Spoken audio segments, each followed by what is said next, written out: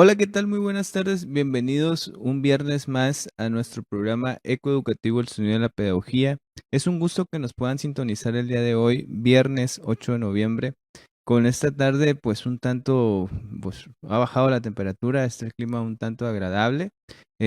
Saludamos a las personas, pues que ahorita que estén comiendo, estén en su trabajo o estén realizando alguna tarea o alguna actividad. El día de hoy, pues tenemos un tema bastante interesante que pues va a ser un tanto debatible, muy analizable, que es miradas al mundo, homogeneización o riqueza cultural, parte pues de una charla que tuvimos ayer en clase de globalización y poscolonialismo.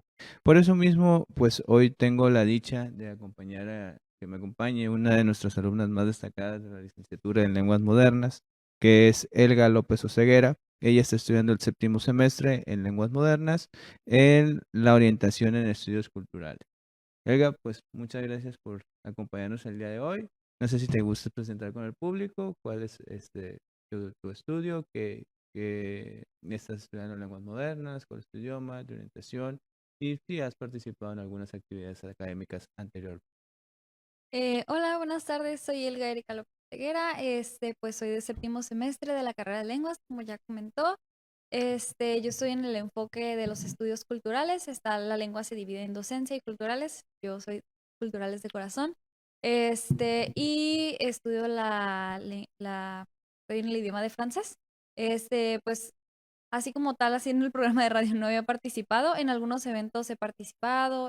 Por ejemplo, estoy haciendo mi servicio en difusión. Tengo un proyecto de patrimonio cultural ahí mismo del departamento de difusión. Y pues ya. Sí, es un gusto pues tener este programa cada viernes donde nos visitan diversos invitados de diversas licenciaturas, de diversas instituciones. Antes de entrar de lleno al tema, pues agradecer a las personas que apoyan este proyecto, aquí, no aquí en los controles técnicos, a la doctora Magda Valdés, responsable de la licenciatura en Educación con orientación en Pedagogía e Innovación Educativa, quien pues nos apoya, ¿no? En esta parte pues logística del proyecto y a los profesores pues de la Academia de Educación que pues debatimos los temas y a otras licenciaturas pues que se van integrando como es el caso de lenguas modernas que ha respondido muy bien a nuestro programa y sabemos pues la invitación está abierta, ¿no? Pues partiendo del tema, Elga, lo que nos compete el día de hoy, tenemos un mundo que está cada vez más interconectado, un mundo más global que exige nuevos desafíos, nuevos análisis, pero tenemos dos caras de una moneda, como lo comentábamos en clase ayer, si la cultura se homogeniza. ¿Existe una homogenización de la cultura o estamos trabajando para la preservación cultural dentro de entidades, países o comunidades? Que es explorar la riqueza de nuestras tradiciones teniendo como este debate, ¿no? Apostamos a que las comunidades se integren dentro del marco global o tengan cierta resistencia al cambio en búsqueda de una preservación cultural o cómo encontraríamos este punto de equilibrio. Partiendo quizás de qué interpretas tú como cultura. Pues, pues, definir la cultura, la verdad, es algo muy complicado porque, como se ha visto, pues la cultura lo es todo. En las clases, por ejemplo, nos han hecho definir en muchos cursos qué es la cultura y una y otra vez. Y creo que el concepto más completo, yo resumiéndolo, es que la cultura es todo lo que abarca lo tangible y lo intangible. Todos los conocimientos, las tradiciones, que todo lo que es lo bailable, lo gastronómico, también aquello que abarca por ejemplo, las edificaciones, las construcciones, los conocimientos, ya los dije, y que se transmiten de generación a generación. Eso más que nada es la cultura y pues básicamente lo es todo, o sea, lo abarca todo. Que estamos en un mundo que bien es cierto globalizado, que se interconecta de diversas maneras, ya sea con la tecnología, con la economía, con el tratamiento de recursos para la producción de lo que nosotros mismos consumimos, pero pues hay que analizar y tener como punto de partida el entender que existen riqueza de culturas. Una riqueza de culturas, nuestra cultura pues es algo muy arraigado, muy que nosotros defendemos como mexicanos, ¿no? Y que Ujú. comentábamos pues se ve en diversas etapas a lo largo de nuestro territorio, ¿no? El sur tiene ciertas visiones, el centro de México otras visiones, el norte tiene otras visiones, y nosotros en Baja California Sur, pues somos una especie de Hibridación, totalmente. hibridación cultural, y es muy interesante para el análisis, porque cuando nosotros exploramos la riqueza cultural, pues tenemos que ver historia, las tradiciones y las formas en cómo se expresa esta cultura. Hay una cultura que a ti te llame mucho la atención a nivel país, por ejemplo, A nivel país, hablando en de entorno mundial. mundial, vaya. Pues no sé, creo que por a lo mejor con el boom de la música asiática, en algún momento también me vi muy interesada por todos esos países, ¿no? Ay, cómo comen, las cosas que hablan, cómo se hablan del usted, nosotros también lo manejamos, por ejemplo, en el inglés eso no se maneja, ¿no? Pero que ellos los llevan a otro nivel, ¿no? Tienen bastantes cosas distintas, su gastronomía, su forma de actuar, de ser tan diferentes a nosotros, de nosotros ser tan cálidos, tan llegar y abrazar, dar beso, ellos todo de lejitos, como que en algún momento a lo mejor me interesó, pero yo creo que de momento la cultura que más realmente me interesa es la mexicana, porque es demasiado diversa y como ya comentaba, simplemente somos un país muy grande y de una zona a otra ya es muy diferente. Y algo que comentábamos ayer, por ejemplo, en la sesión de clase, que nosotros somos un caso muy peculiar. O sea, la hibridación que tenemos, de que realmente te sientes más de la cultura mexicana o más apegado al norte. Y por ejemplo, cuando recién lanzan la pregunta, yo me quedo, no, pues claro, mexicano, ¿no? Pero los compañeros, pues no, estamos más al norte y ya haces tantita introspección, te quedas pensando, bueno, realmente ¿cuántas veces he celebrado, he hecho un altar de muertos para alguien en mi casa, ¿no? Dos. Este, ¿qué tanto hago por el Día de Muertos? ¿O qué platillos que comen en el centro los como en mi casa? Realmente no compagino tanto, pues entonces está para pensar. Entonces yo creo que todo lo que ahorita, que estamos ya más abiertos con los estudios culturales y después de ciertas materias en las que repasamos todo lo que se vive en México, yo creo que lo que más me interesa ahorita es la cultura mexicana, todo lo que está en el centro y sur del país, porque me parece que es demasiado rico y hay mucha diversidad tan solo dentro, como para primero verse a uno mismo y ya luego ver por fuera, que sería otros países. Que en esta parte, y es muy interesante tu análisis de la cultura mexicana, cómo es que te interesa, porque en esta hibridación, pues se ve marcado el cambio de generación. O sea, nosotros pues ya prácticamente vivimos en la tecnología. Pues, y por ejemplo, esta parte que decías de la cultura asiática, te podías acercar a ella desde un dispositivo móvil, ya Sí. la podías interpretar. ¿Cuál es el desafío que se presenta actualmente? Pues es cómo estamos conectados, pero en un sistema económico global tenemos que incurrir, creo que lo platicabas con la maestra hace ratito, una de las profesoras, que decía, es que hay que seguir el patrón Mm, del que tiene el recurso, pues, y ese es el problema que puede existir con la homogeneización. O sea, tengo mi patrimonio cultural como país y es donde entran los temas debatibles del desarrollo. O sea, desarrollo, ¿qué significa realmente? Seguir creciendo como comunidad, como lugar, como región, pero bajo un concepto de que la sociedad viva de mejor manera o en el sentido de que pues me estoy acercando o arraigando un patrón económico que me está demandando la globalización.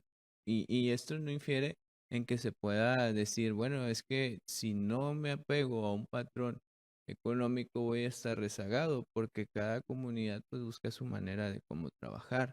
El detalle es o, o me apego o me aíslo o cómo encuentro este punto medio, ¿no? Y debe de existir un equilibrio entre la unidad y la diversidad. O sea, en el caso de nuestro estado, que somos un tanto híbridos, pues debemos de ver la inclusión. Ojo, en esta, ¿cómo se puede decir? El riesgo que también tenemos cuando hay una diversidad cultural mezclado con lo económico hay un factor derivante que puede ser la gentrificación Ujú. y eso puede generar ciertas controversias porque si empieza a llegar un recurso más elevado a ciertas partes que se pueden suscitar más privilegiadas, ¿qué va a ocurrir? La zona se encarece. Entonces ahí ya no estamos hablando de inclusión cultural, estamos hablando de un sistema que está absorbiendo recursos, absorbiendo economía y que está marcando una pauta que para las personas que son residentes de ahí naturalmente, pues se compliquen un tanto las cosas y el modelo económico. Entonces, ¿cómo podríamos ver? Yo creo que el punto de partida quizás sea analizar, y como tú bien dices, interesarse por estudiar la cultura mexicana, partiendo de eso, porque pues sí nos hemos encontrado un tanto rezagados en analizar quizás nuestras raíces. No sé cómo tú lo veas, tú lo analizas. Pues yo creo que sí, por ejemplo, en una sesión anterior, en otra clase, voy a mencionar mucho mis clases, ¿no? Que teníamos con la profesora Marcela Amador, hablábamos sobre festivales multiculturales, ¿no? Que se tienen a lo mejor en países europeos, así, cómo ellos manejan la multiculturalidad. Entonces ya luego se nos pregunta a nosotros, ¿y ustedes cómo manejan la multiculturalidad aquí? Entonces nos quedamos, no, pues no se hace nada, no se hace nada. Y realmente pues sí se hacen eventos y así, pero no estamos muy informados. Pero a lo que voy es que algunos comenzaron a dar pues como la opinión de que, es que se deberían hacer más festivales que incluyan a la comunidad extranjera, que claro, está bien porque aquí habitan y así, pero una compañera dijo, bueno, ¿por qué no primero hacemos algo para incluir y ¿cómo se diría? Para hablar sobre la gente que ha migrado que es del centro y sur del país. Por ejemplo, aquí hay mucha población de Guerrero, de Oaxaca, y están muy rezagados, están muy escondidos, por así decirlo, no se mezclan tanto o no traen tanto no nos demuestran tanto todo lo que tienen de tradiciones y culturas en el centro. Entonces, igual sería primero priorizar lo que nuestro, no sé, es que es muy complicado, Es un pero tema sí, complejo porque debemos de ver esta posibilidad de autoconocernos culturalmente. O sea, intentamos conocer, no está mal, o sea, es el punto que voy, no está mal conocer otras culturas, pero muchas veces partimos a primero plantearnos cómo es en el modelo occidental, cómo es en el modelo occidental y nosotros seguir ese modelo. ¿Cuál ha sido el problema? En una perspectiva histórica, hemos tenido colonización, la descolonización y ahorita la globalización. Partiendo de que la colonización pues trajo consigo imponer una cultura hacia otra cultura. Nosotros somos fruto de eso, sí, los españoles. Y suprime la identidad local. Hay cosas de nuestra cultura anterior que se preservan y aún se mantienen vigentes. Pero hubo cosas que si no hacemos un análisis histórico completo o bien detallado, ni siquiera nos damos por enterados. Y este fenómeno se presenta quizás en la educación básica, que han quedado tradiciones o cuestiones que quizás sean muy relevantes, pero no se les ha dado el seguimiento. sí, pues, o bueno, yo dándole el punto de vista de lo que estudiamos, como por qué estamos estudiando inglés, alemán y francés y no estamos priorizando alguna lengua minoritaria. En nuestra carrera sí se da una y nomás se le imparte a cierto grupo, pero suele haber esta reacción de, ¿por qué estamos aprendiendo algo que no voy a utilizar?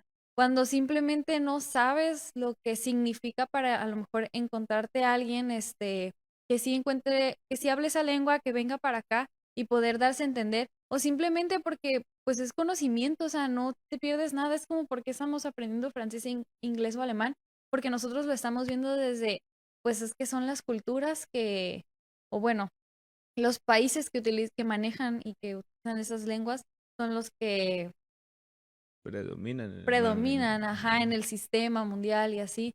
pero pues no perdemos nada viendo lo que realmente es parte de nuestra cultura, porque aquí cuántas lenguas minoritarias no se hablan y no las conocemos y son prácticamente lenguas muertas. La que se está dando aquí es prácticamente una lengua muerta. Entonces, se me hace muy triste que se prioricen otras y esta no. Y pues sí, se debería abarcar un poquito más esto. Uno de los principales factores que puede ser es la concientización.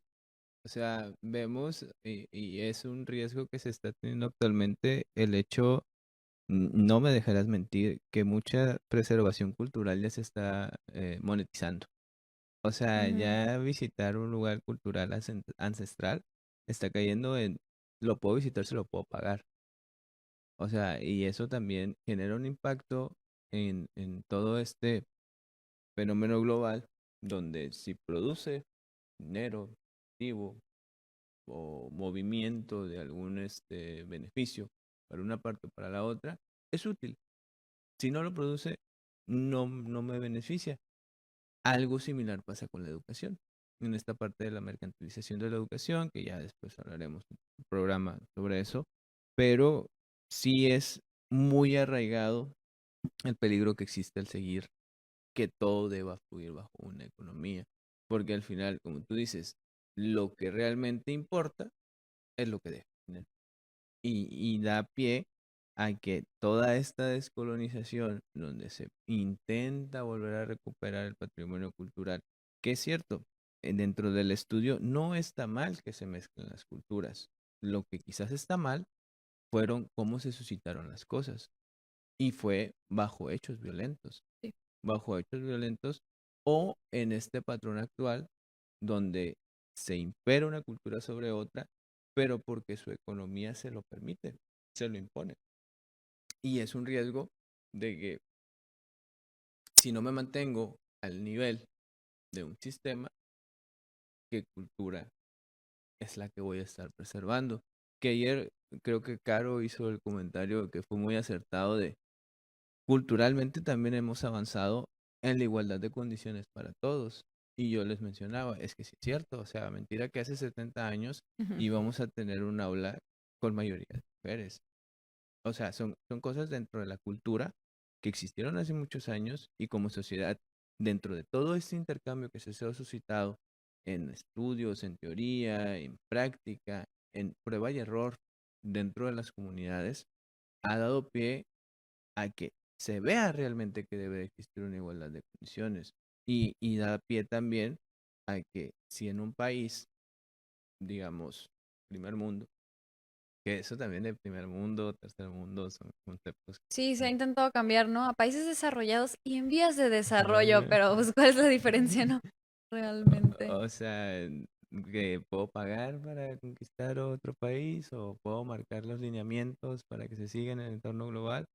Que es cierto, o sea, sí podría existir esta delimitación de qué país tiene más poderío, qué país tiene mayores oportunidades, o vaya, qué país tiene mejores calidades de vida.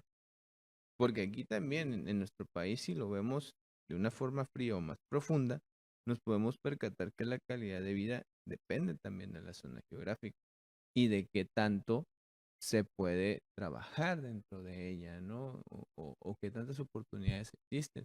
Porque dentro de este pensamiento que te decía de cómo se marca que si me produce algún beneficio en cuanto a recursos, me da pie a que sea útil o no. Entonces, si una comunidad no genera tantos recursos para mantener a sus habitantes, pues es una comunidad que va a quedar en el olvido o que va a colapsar inclusive. Y también está esta parte donde la mayoría de sistemas en el mundo actual están en cierta transición o necesitan la atención pertinente. Caso de la Agenda 2030. O sea, ¿qué va a seguir después de ver estos patrones? Y qué situaciones de vulnerabilidad existen en algunas comunidades no se visibilizan de la manera adecuada, cuando la globalización debería ser esta oportunidad donde todos entendemos que estamos interconectados en un mundo y que somos parte de un mundo en general. Y este intercambio, ya sea de lenguas, de tradiciones, de culturas. No está mal que se suscite.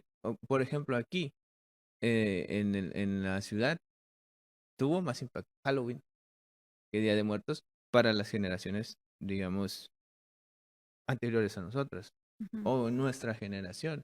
Hizo más atención a disfrazarse en Halloween que atender el Día de Muertos, que se supone es nuestra tradición. ujú. Bueno, pero también comparado a cómo era antes, que realmente Día de Muertos aquí no se celebraba nada, pues era puro Halloween.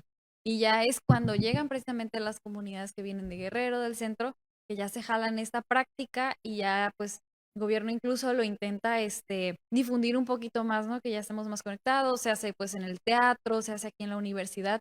Y aunque sí, pues realmente sí, yo creo que los jóvenes celebran mucho más Halloween que Día de Muertos, aquí por lo menos, a comparación a antes, ya se ve mucho más aquí el Día de Muertos. Y es esta parte de poder decir, bueno, y en Occidente se celebra el Día de Muertos. Pues, por ejemplo, hoy estábamos, es precisamente lo que comentaba, que en clase nos mostraban, tenemos asistentes que vienen de Francia y una nos hablaba de un festival multicultural que se realiza ahí en una comunidad en los Alpes, que hace mucho llegó un grupo, migró de mexicanos allá porque había un fuerte, había minería, estaba en su fuerte, entonces muchos se fueron para trabajar allá y realmente era una población muy pequeña, pues eran 2000 personas, pero pues han pasado los años que fue, me parece, no sé si en los 40 o en los 80, ya no recuerdo, pero pues ya se creció la comunidad y ellos siguen celebrando Día de Muertos. Y pues, por ejemplo, esa comunidad sí lo celebra y dice que mucha gente va a verlos. Entonces, pues realmente Día de Muertos no se celebra ya. Lo celebran las comunidades que a lo mejor, porque en España también, me parece que comentaron también que en España se hacía, en otra comunidad mexicana ahí, y sí lo hacen y lo celebran, pero se me hace muy chistoso el detalle que es lo que comentamos, bueno, que comentas, que lo que vende es lo que se hace y ese festival sí están los mexicanos o los descendientes de los mexicanos que están ahí, pero también se vuelve muy grande porque la gente de alrededor va a verlos, va a celebrar, va a ver, va a pagar, supongo, capitalismo y así. Entonces, a lo mejor no se celebra porque nosotros se lo dimos, pero sino porque también les remunera, ¿no? Sí, que es ahorita, pues ya tenemos el pequeño guión, ¿no? Pero tengo este apartado que ahorita ahorita que decimos este sistema capital, me marca el apartado uniformidad en el consumo. O sea, proliferar marcas que son de otro país, no está mal. O sea, era lo que les decía, traer las cosas último modelo no está mal. Lo que está mal es verlas como desecho. O sea, pasa cierto tiempo, ya no me gustó, lo voy a dejar. Y no lo he dicho nada más en clase o lo he dicho en alguna Ujú. ponencia, lo digo en general, pues, o sea, no está mal que tengamos cosas bonitas, sea la marca que sea. Lo que está mal es, pues, es pasajero. Y algo que llega a pasar también, viendo desde lo local, desde las comunidades, es que muchas comunidades viven de lo que autoproducen.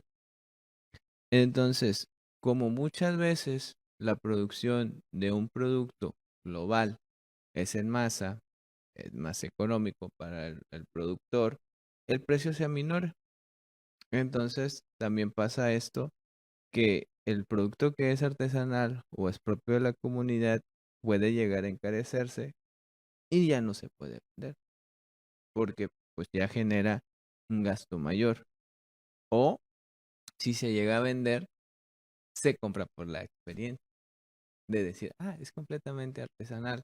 Pero muchas marcas abusan de eso, de decirle producto artesanal, una etiquetita, cuando realmente lo que se hizo fue saquear la producción local y malbaratarle al productor del mismo entorno donde había una microeconomía que Ujú. estaba en desarrollo.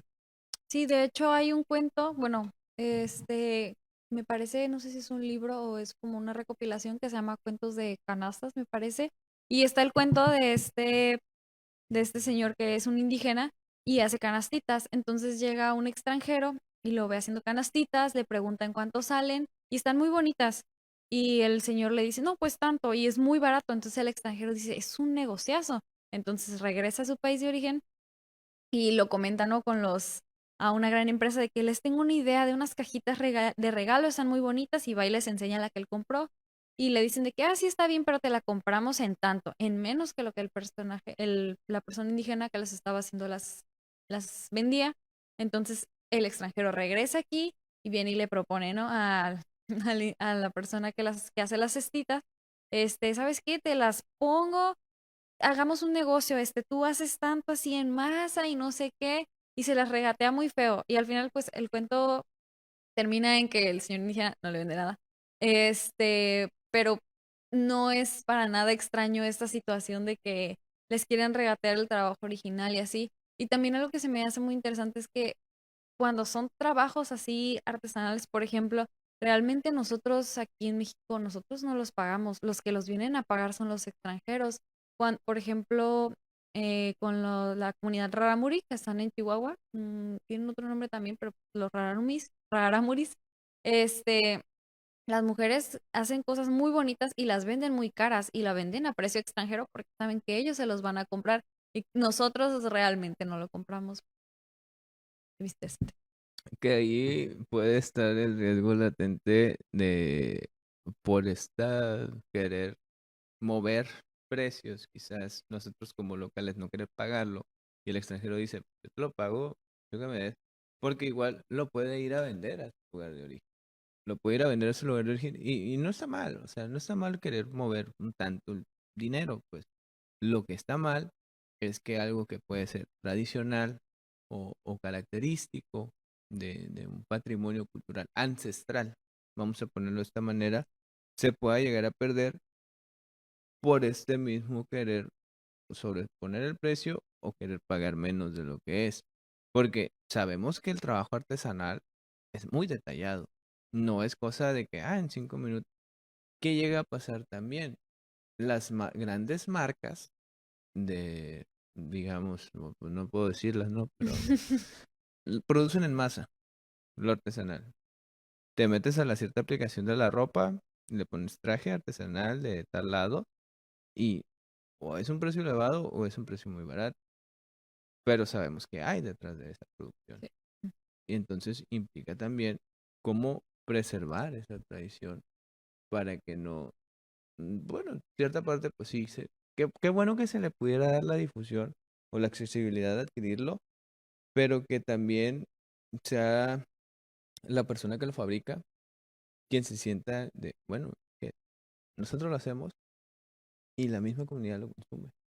Sí, lo peor, bueno, me quedé pensando que realmente a veces ni siquiera es la comunidad quien te vende esos trabajos, son trabajos que se toman los patrones, los diseños y alguien en otro lugar, los realiza en masa, los vende muy baratos y la persona pues los hace a lo mejor no tan bien hechos, no los hace a mano como las personas que se dedican realmente aquí a hacer eso.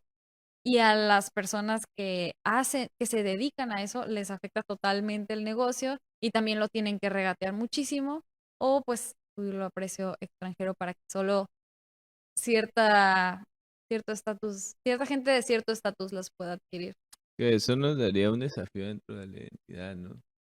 Que aparte de que fue algo tradicional, digamos, pero que al final te cambia la moneda a Ujú, que las personas con cierto estatus sean quien realmente pueda utilizar esa ropa bajo el argumento de que sí es ujú, ropa tradicional de una cultura que no sabe, una sección de la población más yo creo más acertado, que no conocemos una sociedad social.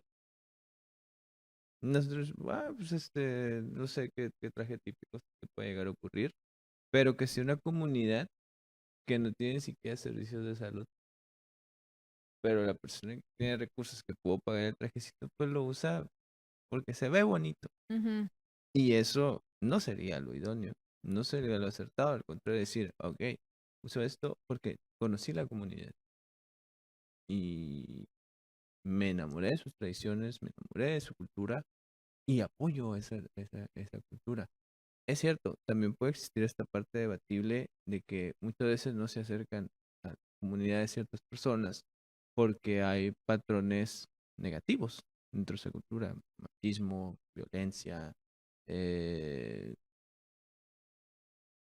explotación de niños, o sea, cuestiones que son muy fuertes y uno como una sola persona no puede llegar y decir, oye, ¿sabes qué? Pues que propongo esto. Con la Ujú. misma quedas rezagado, pero en conjunto empezar a visibilizar el patrimonio que tenemos dentro del país y también cómo podemos accionar para que no haya una pérdida de la identidad si esta identidad se quiere preservar, pues.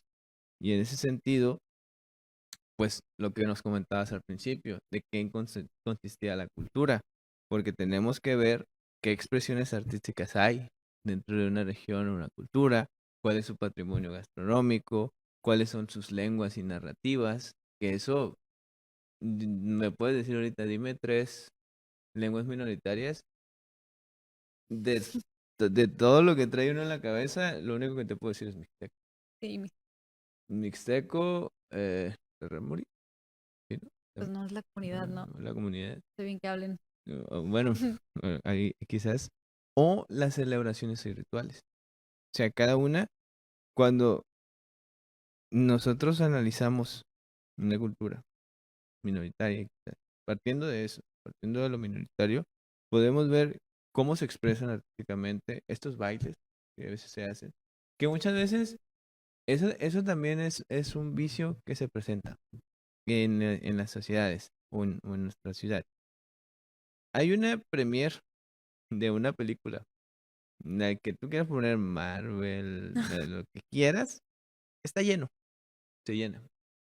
Hay una presentación de algo cultural, muy poca afluencia, porque realmente ya no nos interesa como sociedad. Y se hace esta visibilización, que es oportuna, es importante, pero hay trabajo por hacer, bastante trabajo. ¿Dónde se ha centrado quizás la preservación de la cultura? Y a veces es plausible que ahí podamos conocer un poco más cómo se desarrollan no solamente lo nuestro, sino que hay de más en nuestro mundo, es en la gastronomía, en la comida. Que por ejemplo, un caso de hibridación cultural es el sushi. Vaya. El sushi, o sea, ese no es sushi. No. No es sushi. Me acuerdo que una vez justamente estaba platicando con Emanuel Gloria Sí. cuando yo hacía mi servicio. Y le decía, no, pues es que fui a comer sushi y estaba muy bueno. Dijo, ¿dónde te voy a llevar realmente? Y ya busqué el sushi japonés. Y es una cosa completamente diferente. O sea, se van, lo que hablamos de McDonald's, Sí, la McDonaldización, McDonaldización. que llega, sí, impone su modelo de negocio, pero busca un platillo en el cual se pueda sentir identificada la comunidad, no solamente en México, en cada país en el que está. Sí, pues por ejemplo, de hecho, como proyecto final de una materia, imperialismo, nuestro proyecto final fue buscar un platillo que fuera de una hibridación de dos culturas y que se dio a cabo de todo el periodo imperialista, ¿no? Lo que fue. Y por ejemplo, nosotras hicimos, bueno, una compañera y yo hicimos, pay de camote, que porque el camote está muy rico, viene de África. Entonces, cuando se hace todo el comercio de esclavos, pues traen africanos, los llevan a Estados Unidos y en Estados Unidos, pues ellos qué hacían, pues realmente, pues comida, tareas domésticas y ellos eran los que cocinaban y pues había tubérculos, pero nada les llegaba a lo que es un tubérculo que ellos tienen allá y pues el camote era lo más parecido, ¿no?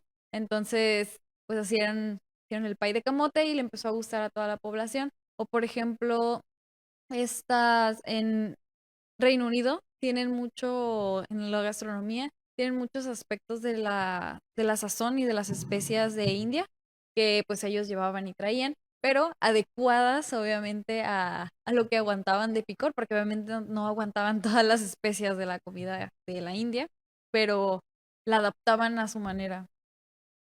Que también pues está la diversidad lingüística, aparte del patrimonio gastronómico. Que en el patrimonio gastronómico, por ejemplo, los jates, o sea, el platillo típico de Ujú. nosotros, pero se vendía primeramente en Estados Unidos. Y ya nosotros pues ahí hicimos. O esta pelea a nivel nacional de ¿dónde están los mejores jates? Pues aquí, O sea, que no tan así porque... porque no solo de aquí. Pero pues también está esta narrativa lingüística también. ¿No te tocó a ti? Bueno, a mí me tocó cuando estaba secundaria, prepa, secundaria más que saliendo de la primaria, Spanglish. Ay, Los cantantes en Spanglish. O sea, no, no me tocaban tanto, pero sí, sí he escuchado. o sea, cantaban un pedacito en español, mezclaban una palabra como que en inglés y el cantante en Spanglish. Y yo, o sea, Ujú. pero también se da, y pues como estudiante de lenguas modernas se debe saber un poco más, que los idiomas o lenguas parten de también hibridaciones que se presentaron pues, dentro de los contextos, en el Sí, intercambio de cultura. me quedé con esto que dices de la música, que también involucran mucho en otros idiomas el inglés para poder abrirse a un mercado global, que es algo que pasa mucho que lo que decía con la música asiática. Sí te cantan partes en el idioma original, pero te meten mucho inglés para que pueda llegar a más gente. O por ejemplo, se escuchan los Afrobeats, escuchas las canciones y vienen con muchos idiomas de, pues, del continente africano, pero los mezclan mucho con inglés, también porque también allá se habla inglés, pero al meter el inglés ya es una manera de abrirse al mercado global y poder vender. Y sí funciona porque pues los estamos escuchando. Sí, que de hecho tú ves un soundtrack de cualquier película y, o es más, las películas cuando salen en inglés, luego se doblan en español. Ujú. Las películas que en teoría son más taquilleras, salen en primera versión en inglés y después se doblan. Sí, no faltamos los de lenguas que decimos, ay no, yo la veo en ¿Ok? inglés con subtítulos porque me gusta verla en el idioma original. O sea, y no está mal porque pues al final estás cumpliendo una aspiración personal y un requerimiento académico que Ujú. debes de Sí, practicar. sí, sí. O sea, aprender un idioma es practicarlo, practicando, practicarlo. Que por ejemplo a mí estar en el laboratorio, pues ya perdí ahí, Y escucho un poco. escucho, o sea, entiendo ya un poquito francés, un poquito alemán. Debo de seguir un patrón, ¿no? Para poderlo Ujú. aprender, pero también está este intercambio, pues, que es interesante porque lo dices, bueno, es que siento que yo lo he escuchado, profesores, no voy a echar de cabeza a nadie, pero sí he escuchado como de, es que me expresaría mejor en inglés la idea. Mm, Expresaría mejor sí. la idea en inglés y yo, oh, Bueno, bueno. es que también ya influye este factor que como estamos todo el día estudiándolo y pues para poderlo mejorar intentamos ver contenido y así, como de que de repente ya se nos pegan expresiones en el otro idioma y lo queremos decir en el otro idioma, pero sabemos que no estamos hablando el otro idioma y como que no nos sale y se nos traba, o lo decimos todo pocho, todo mal, un poco de hibridación ahí. O también esta parte, que este es un pescarrillo en la carrera de, se me olvidó cómo se decía en español.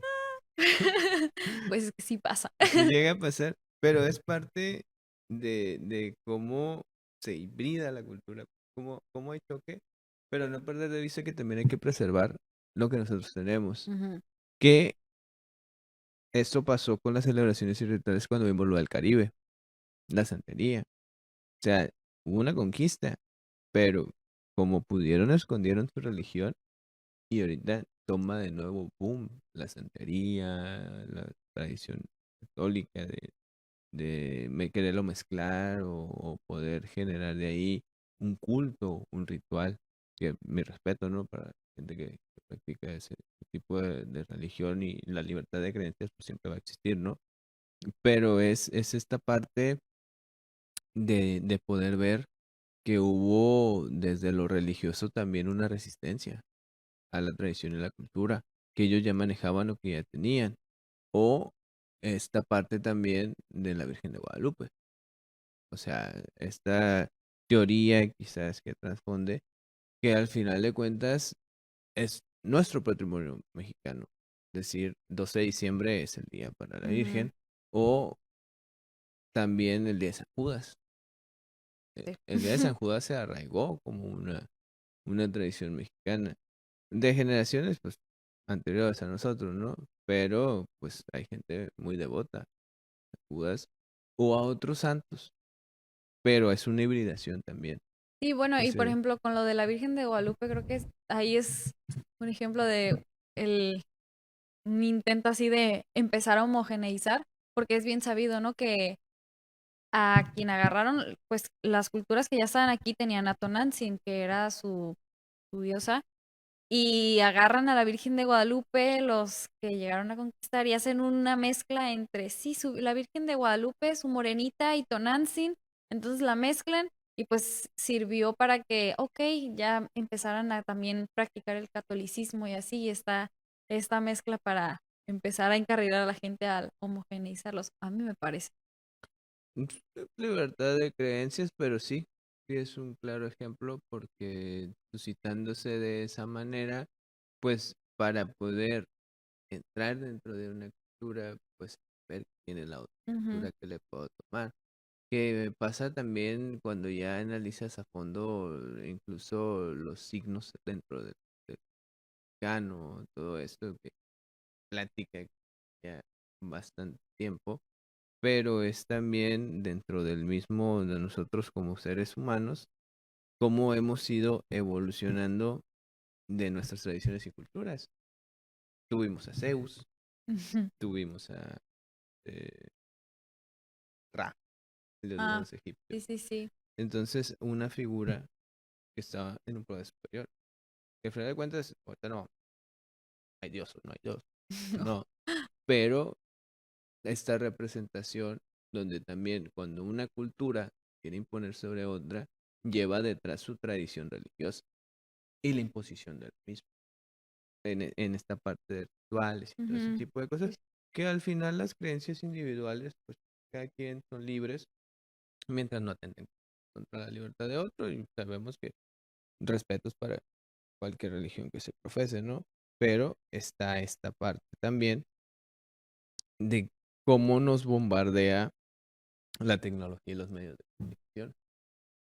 O sea, ¿qué tenemos dentro del Internet, de las redes sociales, del streaming, de la televisión y este boom que está teniendo TikTok, Oh, sí. donde nos podemos acercar a cualquier cultura simplemente poniendo en el buscador? O estamos conociendo culturas que si no hubiera habido este boom tecnológico, ni encuentran dentro de nuestro entorno global o entendible a nuestros ojos, pues. Y, y muchas cosas que decimos, no me lo hubiera imaginado. ¿Sabes qué TikToks también causan mucho revuelo? La cocina de la India. No, ¿No lo has no visto sé. esos Me videos? salen en Instagram, es que no tengo TikTok. Pero los reels que se ve que la gente se saca un poco de onda, ¿no? O sí, va por Ajá. ahí. Sí, sí, sí, que dicen, ¿pero qué estás haciendo de comer? Pero para ellos es su tradición, Claro. es su cultura. Pues simplemente, o sea, si nos vieran que nosotros encantados con frijoles en ¿Mm? frijoladas, yo creo que también se sacarían de onda, ¿no? Como la señora que, bueno, nada que ver, pero a lo mejor la señora que, ay, esta es comida de chanchitos. Ujú. Y pues para nosotros es nuestra comida, pero pues está siempre ese choque, ¿no? Sí, y es pues nuestra comida con lo que nos criaron, o por ejemplo, pues es que ya nuevas generaciones, niños en restaurantes, que pues es que nosotros ya no comemos esto, Mm, pero es este relevo de hibridación de la cultura, donde decimos, bueno, pues, es lo que hay en los menús, es lo que los restaurantes brindan como y no está mal. Lo ujú, que sí es, pues no olvidarnos, ¿no? Las raíces de donde venimos y sobre todo la estrategia de cómo se deben de existir iniciativas y políticas públicas que aborden ese tema. Puede ser políticas públicas, puede ser financiamiento, o puede ser la participación comunitaria. Sí, yo creo que, por ejemplo, también tocábamos ese tema precisamente hoy en clase de que, ay, es que el gobierno tiene que hacer las cosas. Bueno, si el gobierno empieza a promover o las instituciones así, las actividades, pero no va a servir de nada si nosotros no nos interesamos, si nosotros no vamos, porque sí se hacen aquí, por ejemplo, ciertos festivales que en el Malecón, donde se reúnen ciertos grupos, a una asociación que no recuerdo cómo se llama, pero de mujeres, bueno, grupos indígenas y afromexicanos aquí en La Paz. Y yo creo que, por ejemplo, hasta hace un año que vinieron a dar una plática y yo no tenía idea que había aquí un grupo de afromexicanos.